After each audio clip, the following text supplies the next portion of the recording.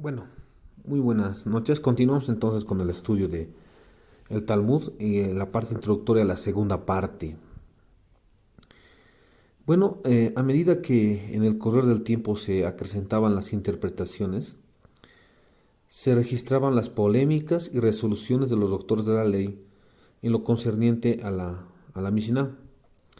Estos escritos pasaron a formar parte del Talmud bajo el nombre de la Gemara. Esto es muy importante entenderlo, ¿no? Interpretaciones eh, se acrecentaban, ¿no? Por los doctores de la ley. Bueno, lamentablemente estos doctores de la ley, un 95% de ellos no ha estado interpretando la ley, la Torah, la Tanaj, no lo han interpretado sabiamente. ¿Por qué? Han empezado a adquirir costumbres paganas, filosofías huecas. Por ejemplo, en estas interpretaciones de estos doctores de la ley, estaba muy metido lo que es y hasta el día de hoy está muy metido lo que es el neoplatonismo, que también es la base igual de la masonería, ¿no? De la filosofía, en el campo de la masonería igual, ¿no? En el Talmud, de igual manera. ¿Por qué hablo de este punto?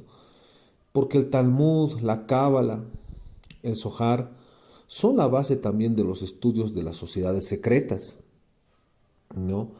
Esto es muy importante, hay una conexión muy, muy, muy, muy importante eh, con esta filosofía de la masonería, los Illuminati. Bueno, sin embargo, podemos decir que no todos los preceptos de la Mishnah fueron discutidos en los colegios de judíos. No se hacían comentarios de aquellos preceptos que fueron anulados debido a la destrucción del templo y de los que se podían observar únicamente en Tierra Santa, dice, ¿no? Entonces, la finalidad era que se estaban perdiendo estas interpretaciones de hombres, de estos doctores de la ley, y bueno, estaban muy preocupados en este sentido y han empezado a recopilar todas estas interpretaciones y han empezado a formar el Talmud.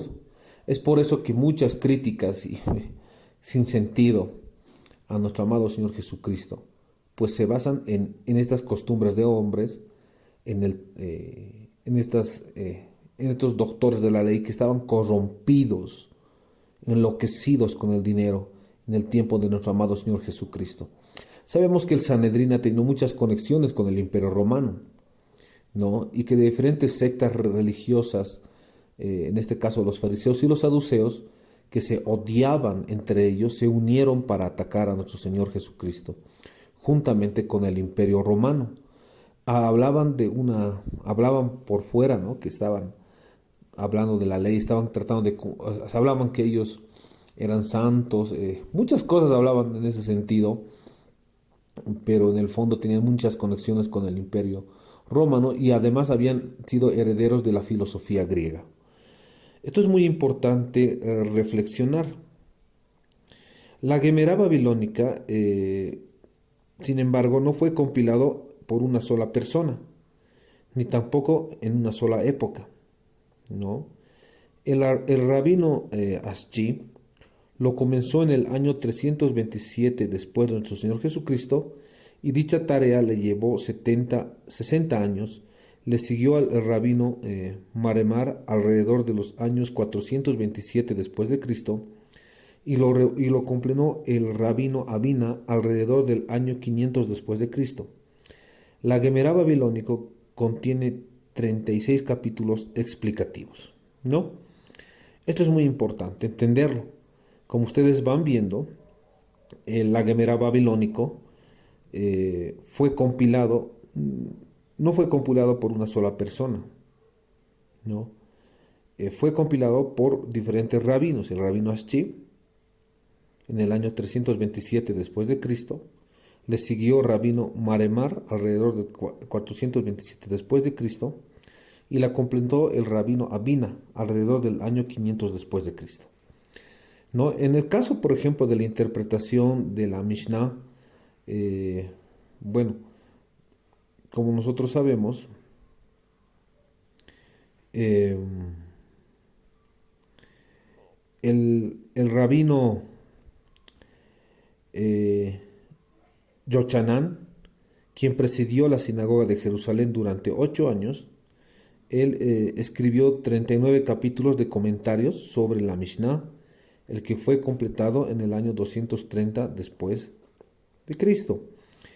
En este caso, el rabino Yochanan es el que presidió la sinagoga de Jerusalén durante 8 años. Este rabino escribió 39 capítulos de los comentarios sobre la Mishnah. En el caso de la Gemara babilónica ha sido muy diferente.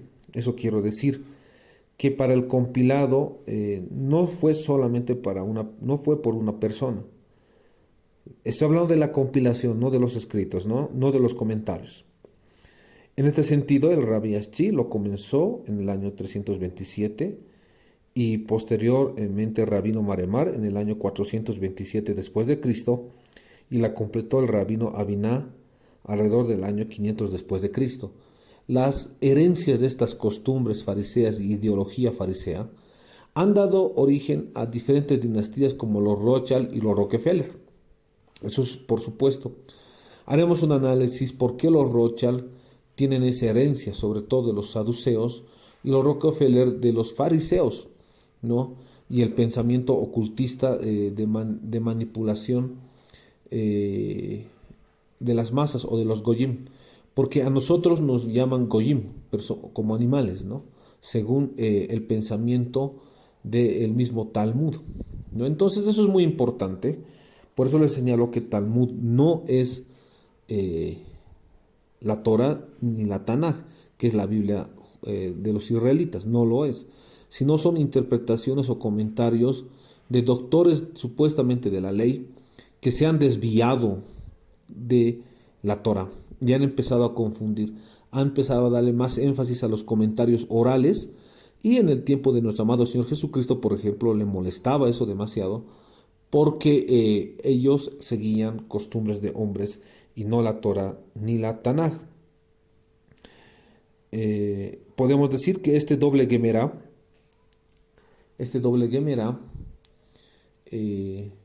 me refiero a este doble Gemara agregado a la Mishnah, forman también un doble Talmud, la versión de Jerusalén, que debido a su brevedad y vaguedad no se utiliza mucho, y la versión babilónica, que ha sido tenida siempre en el más alto de los conceptos de estas escuelas rabínicas en todos los tiempos. A la Gemara le siguen agregados, como le llevan el nombre de los Tosepot, ¿no? Tosipta o Tosepet significa el agregado, ¿no? Entonces a la Gemara le han empezado a agregar cosas, cuando hablamos del Tosepot, pues estamos hablando de los escritos agregados a la Gemara. Por esta palabra viene del hebreo Tosepet o Tosipta, que significa agregado. Entonces es así como el rabino Chaya primeramente denominó sus opiniones sobre el Mishnahot, ¿no? Sobre la Mishnah. Él y el rabino Ushaya fueron los primeros en explicar este libro públicamente en los colegios.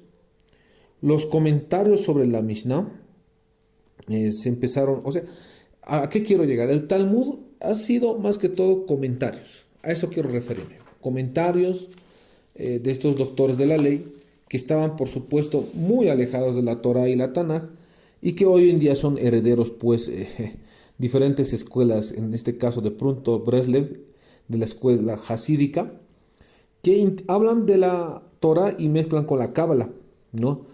Y estos justamente atacan a nuestro Señor Jesucristo, que no es el Mesías, que no ha nacido de una virgen, y eso lo vamos a ver en el Talmud más adelante, que habla de nuestro Maestro, ¿no? Eh, Eso es muy importante. Además, a estos comentarios, lo que les llamaba, bueno, han empezado a hablar muchos comentarios o agregados. Entre estos comentarios fueron más adelante también completados por otros que se llamaron Pisqué Tosepot, tesis breves y principios simples, ¿no? Entonces le han empezado a agregar más comentarios. Como ustedes saben, queridos hermanos, y lo estamos viendo, ha habido mucha interpretación o mucha ley oral, lo llaman ellos, ¿no? Miren, le ponen el mismo estatus de la ley escrita. Y ese es el problema, ¿no?, de las escuelas rabínicas, que de las sectas judías, donde les imponían guardar la ley. Y en esta imposición de guardar la ley, bueno, además tenía que haber una discusión en diferentes escuelas, supuestamente en doctores de la ley, o sea, diferentes puntos de vista de diferentes doctores de la ley, diferentes escuelas rabínicas, ¿no? Entonces, esto es muy, pero muy importante, ¿no? Entonces, además había otros comentarios que fueron más adelante completados por otros que se llamaron Pisqué Tosepot, tesis breves y principios simples. Eso es muy importante también entenderlo. Por el término de casi 500 años después de haberse completado el Talmud babilónico, el estudio de la literatura se hizo muy difícil, en parte debido a calamidades públicas y en parte debido a desacuerdos surgidos entre maestros. Pero en el siglo XI fueron agregados al Talmud nuevos escritos de otros rabinos.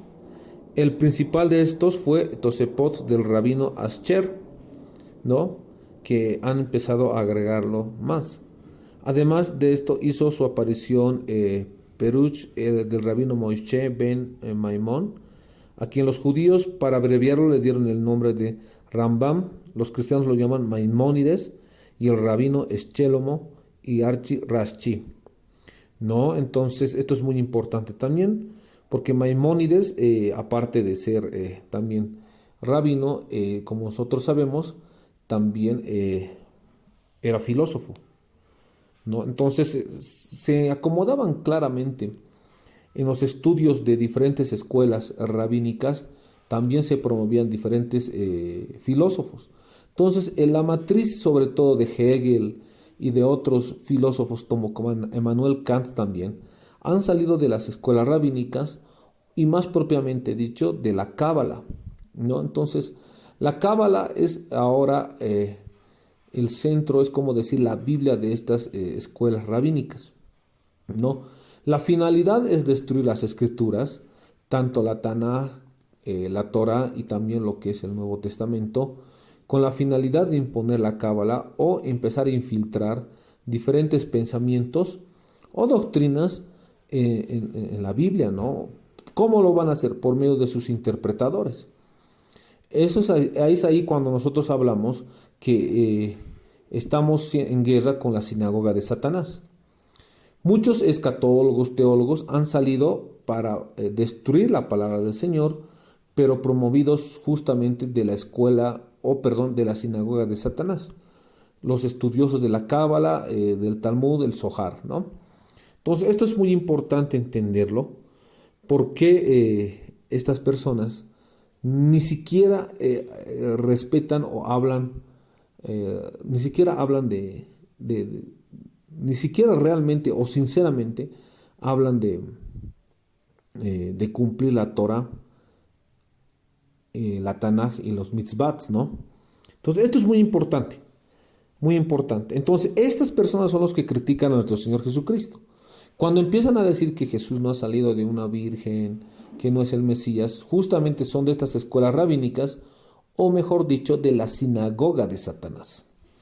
Por eso es muy importante este audio y este estudio del Talmud. Eso es muy, pero muy importante. Vamos a estar estudiando posteriormente a Maimónides. Bueno, lo vamos a estudiar. Además, es así como la Mishnah, la Gemara, los Tesepot, las notas marginales del rabino Ascher, Pisqueto Sepot, Peruch y Maimónides, recopilados todos en uno, forman parte de una vasta obra que se llama el nombre de el Talmud. A eso tenemos que entender, ¿no? Entonces, las partes principales del Talmud son seis. Los Seraim, concerniente a las semillas, trata sobre las semillas, frutas, hierbas, árboles, sobre el uso público doméstico de frutas. El Moed, concerniente a las festividades, trata sobre el tiempo en que deben comenzar, finalizar y celebrar el Shabbat y otras festividades. En el Talmud, por ejemplo, el Moed, concerniente a las festividades, ellos tienen diferentes formas de celebrar el Shabbat, pero no desde un punto de vista bíblico, por supuesto, o en la Torá, sino basados en sus costumbres neopaganas, más bien dicho, costumbres paganas, ¿no? Porque eso es algo que ya estaba en ese entonces. Por eso es que Jesús, nuestro amado Salvador, se enfrentó en contra de estas prácticas sabáticas de guardar el sábado, pero no conforme a la Torah, sino más bien ellos hacían según sus costumbres sabáticas, ¿no? O paganas.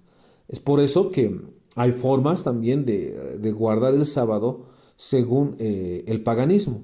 Y esto yo voy a hablar cuando hablemos del punto de la Mishnah y toquemos diferentes escuelas rabínicas. Entonces, el Talmud en la parte del Moed hablará de concerniente a diferentes festividades. Y estas festividades yo estoy viendo que se está hablando demasiado en iglesias cristianas, ¿no? Empiezan a hablar de festividades y esto, y su finalidad es son doctrinas judaizantes, que su finalidad es llevarlos al ocultismo, por supuesto, ¿no? Porque ahí se empieza a hablar en el fondo astrología. Y muchos cristianos han caído en eso, ¿no? Han caído demasiado. La finalidad, por ejemplo, es en el fondo les están enseñando el Talmud. Otra parte del Talmud son los Nashim, concernientes a las mujeres, trata sobre el matrimonio, el repudio de las esposas, sus deberes, relaciones, enfermedades, ¿no? Entonces, esto es muy importante porque sabemos que estas escuelas rabínicas sí eran discriminadoras con las mujeres. Y en el tiempo de nuestro Señor Jesucristo, desprestigiaban a la mujer, ¿no? Por la interpretación de esos doctores de la ley. Sin embargo, nuestro Señor Jesucristo defendió a la mujer, le dio su verdadero lugar, ¿no? Esto es muy importante. Es por eso que era muy despreciado en el tiempo y era atacado a nuestro Maestro, porque defendió a las mujeres. Defendió a las mujeres, nuestro Señor Jesucristo, ¿no? Le dio ese lugar que realmente estructuró el Padre. Sin embargo, las escuelas rabínicas fariseas y saduceas, sobre todo las fariseas, hacían una discriminación a la mujer. Entonces, cuando hacen una crítica hay que un poquito enseñarles a los que hablan de la ideología de género y hablan del sistema patriarcal, que hablan en contra de la Biblia y dicen que tiene en el fondo un sistema patriarcal, hay que un poquito enseñarles que Jesucristo más bien reivindicó a la mujer. Tanto que los que sostenían a Jesús el ministerio eran mujeres. Los primeros que vieron, las primeras que vieron a Jesucristo resucitado fueron mujeres, ¿no? Entonces esto es muy importante entender, y eso es lo que les molesta de las escuelas rabínicas, ¿no? Porque ellos sí son muy, si quiere llamárselo así, son muy patriarcales, tienen un sistema patriarcal. Entonces hay que corregir las críticas a los de la ideología de género, que deben más bien hablar del sistema patriarcal a partir de las escuelas rabínicas fariseas, y no tanto a Jesucristo, porque él es más bien reivindicó a la mujer. En la parte del Talmud del Nashim, concerniente a las mujeres, justamente vamos a ver esta parte. En la otra parte del Talmud son los Nesikim, concerniente a los daños, trata sobre los daños de los hombres, animales que deben sufrir penalidades y compensaciones. En los Kodashim, en la parte del Kodashim del Talmud, concerniente a lo sagrado, trata sobre los sacrificios y los distintos ritos sagrados. En la parte 6, el Torot, concerniente a las purificaciones, trata sobre la suciedad, la purificación, las embarcaciones, ropa de cama y otras cosas. El número 9 simboliza la perfección, que es la inversa del número 6. Ellos señalan en sus estudios, sobre todo talmúdicos, que el Mesías que están esperando debe simbolizarse o debe señalarse con el número 9 o 6, porque es un número perfecto. Y esto se lleva en el campo de la numerología o ocultismo, ¿no? Entonces, es por eso que es muy importante entender estos estudios. El señor de punto Breslev jamás mencionará esto, por supuesto, que hay diferentes escuelas rabínicas y que es una parte también él, en qué sentido de que su perfección matemática se va a basar de su Mesías que está esperando en el número 9 y 6. Y justamente la palabra del Señor nos dice que es el anticristo, que tenga entendimiento entienda que el número de la bestia es el 666, ¿no? Entonces, esto es muy importante también entenderlo. Y de repente voy a sacar un estudio también perteneciente a esto. Cada una de estas 6 partes llamadas por los judíos, bueno, más que todo, no por judíos, porque no todos los judíos están de acuerdo con el Talmud, por si acaso, ¿no? Como que también no todo judío es sionista. Hay un remanente que son los judíos mesiánicos que hablan de y han aceptado a nuestro Señor Jesucristo porque sobre todo han leído lo que es Isaías 53, donde habla del Mesías, ¿no? Que iba a sufrir y que se cumple con nuestro amado Señor Jesucristo, y que Isaías 53 justamente no lo estudian en escuelas rabínicas, no lo estudian en Israel, la mayoría, porque para ocultar que el Mesías es Jesucristo. Y esto es muy importante también recalcarlo. Es por eso que cuando hablamos del Mesías, primeramente debíamos tocar Isaías 53, que es parte de la Tanaj, y que por supuesto no van a poder, al analizar esto nos daremos cuenta que el Mesías es Jesucristo.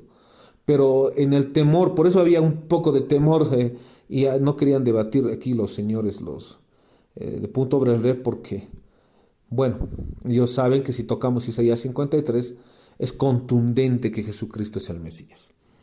Bueno,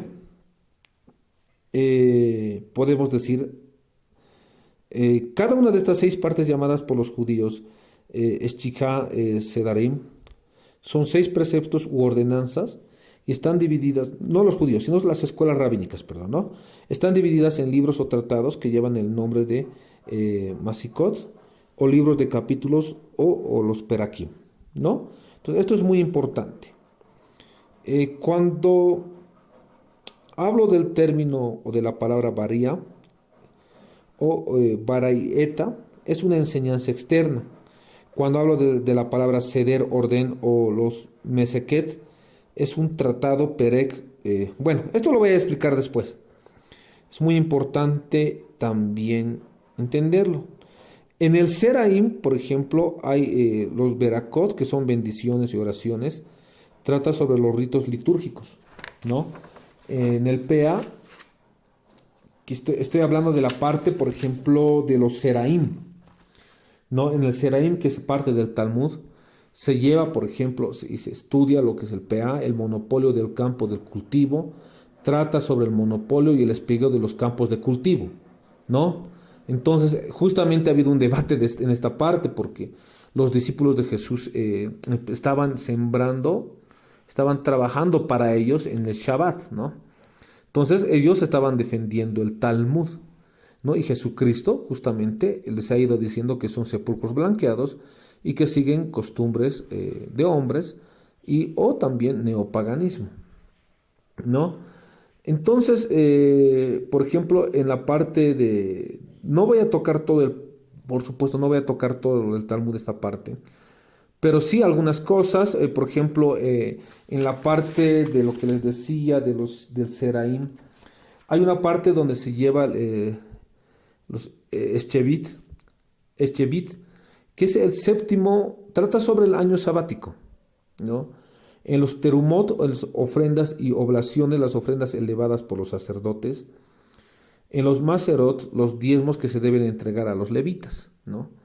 Entonces ellos eran muy litúrgicos, por supuesto en el tiempo de nuestro Señor Jesucristo, hablaban de la ofrenda, el diezmo. Esto lo pueden ver en Mateo 23:23. Eran muy litúrgicos, diezmaban, ofrendaban, pero no cumplían ni ayudaban a los pobres, no eran unos hipócritas. Entonces, todo esto es muy importante también entenderlo.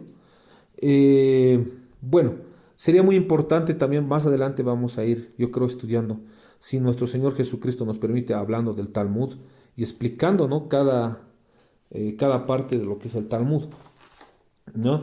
No voy a tocar todo esto porque eso no es el punto y la finalidad de estos estudios es sí profundizar más adelante. Y si tú quisieras profundizar, pues me escribes en el canal de YouTube y lo vamos a profundizar. Pero bueno, esto es muy importante, ¿no? El Talmud completo contiene 66 libros distribuidos en 524 capítulos. Además de estos existen otros 4 breves tratados más que no han sido incluidos en el Talmud corriente. Fueron agregados por posteriores escritores y expositores. Entre estos 4, por ejemplo, están el Maseket Soperim, es el tratado de los escribas. Trata en qué forma deben escribir los libros de la ley, consta de 21 capítulos. Ebel Rabetí, que es un extenso tratado sobre el duelo, consta de 14 capítulos. Kala, la novia, sobre la adquisición de la novia, sobre sus ornamentos y otras cosas pertenecientes a la misma. Bueno, también hay la otra parte que los Maseket Derki Eretz,